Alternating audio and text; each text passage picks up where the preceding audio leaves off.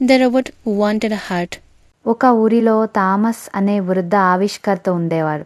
అతను ఒంటరిగా జీవించేవాడు. ఒకరోజు అతను ఒక రోబోను తయారు చేశాడు. వెండి రంగులో మెరిసే శరీరం, నీలి కళ్ళు, చక్రాల కాళ్ళు ఉన్న ఆ రోబోకు అతను రుబో అనే పేరు పెట్టాడు. రుబో చాలా తెలివిగా పనిచేశాడు. ఇల్లు క్లీన్ చేసేవాడు, టీ తయారు చేసేవాడు, డోర్ బాగు చేసేవాడు. థామస్ గారు సంతోషంగా ఉండేవారు. ఒకరోజు రుబో అడిగాడు, హృదయం అంటే ఏమిటి? థామస్ గారు నవ్వి అన్నారు, హృదయం అనేది లోపల ఉంటుంది. అది ప్రేమించడానికి, దయ చూపడానికి ఉపయోగపడుతుంది. అది భావనలు కలిగిస్తుంది.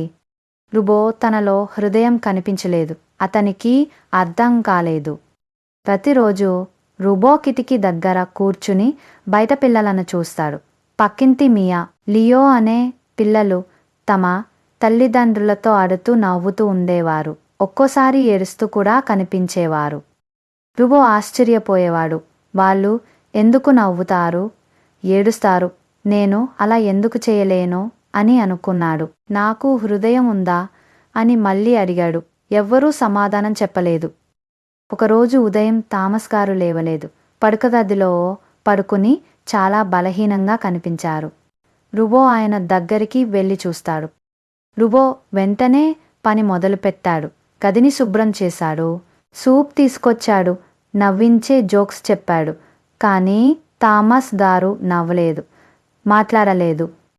రుబో మనస్సులో ఏదో కొత్తగా అనిపించింది.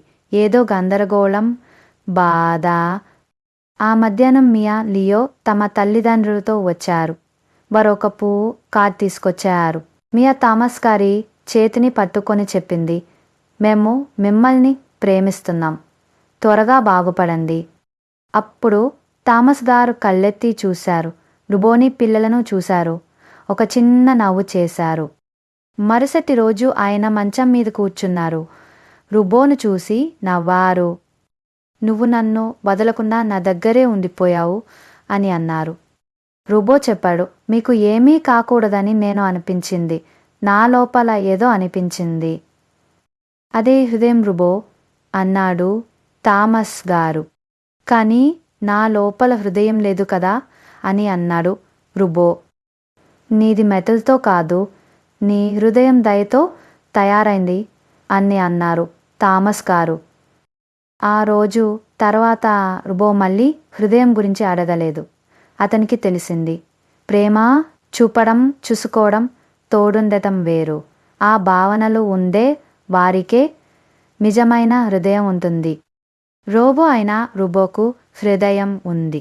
మోర్ వీడియోస్ కోసం సబ్స్క్రైబ్ తెలుగు లైఫ్ స్టోరీ.